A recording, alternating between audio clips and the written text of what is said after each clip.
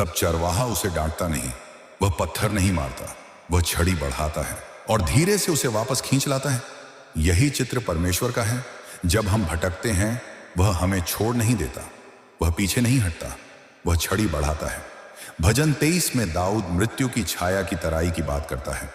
यह कोई छोटी पहाड़ी नहीं थी, यह गहरी घाटी थी, ऐसी जगह जहां सूरज की रोशनी कम पहुंचती थी, जहां शिकारी छिपे रहते थे, जहां रास्ता संकरा होता था। और वहां उसी अंधेरे में चरवाहे की लाठी सबसे अधिक जरूरी होती थी, क्योंकि अंधकार में भेड़ दिशा नहीं देख पाती, वह केवल चरवाहे की उपस्थिति महसूस करती है। और यही कारण है कि दाऊद कहता है, मैं किसी बुराई से नहीं डरूंगा क्योंकि तू मेरे साथ है। ध्यान दीजिए, वह नहीं कहता कि घाटी नहीं आएगी, वह नहीं कहता कि खतरे नहीं होंगे, वह कहता है कि चरवाहा साथ होगा। लाठी और छड़ी केवल उपकरण नहीं हैं, वे उपस्थिति के प्रतीक हैं। वे इस बात की गवाही हैं कि कोई जाग रहा है, कोई देख रहा है, कोई मार्गदर्शन कर रहा है और कोई रक्षा कर रहा है।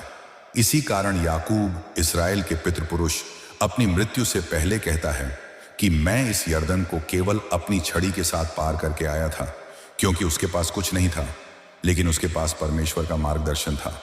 और यही छड़ी पीढ़ियों तक चलती रही।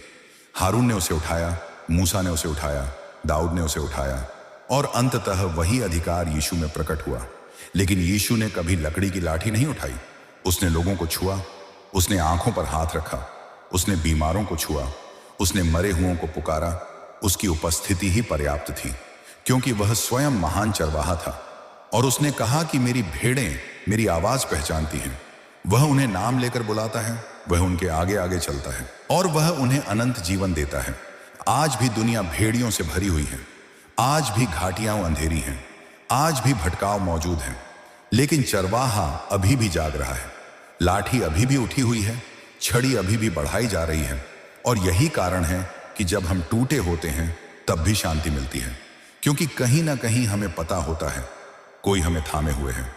अविवाहितों की सबसे नापसंद आयत, शहर की चमकदार गलियों में चलते हुए, जहां कैफे की खिड़कियों से रोशनी बाहर फैलती है और मोबाइल स्क्रीन पर दिल वाले इमोजी लगातार चमकते रहते हैं, वहां लाखों दिल ऐसे हैं जो चुपचाप किसी के साथ चलने की उम्मीद लगाए बैठे हैं।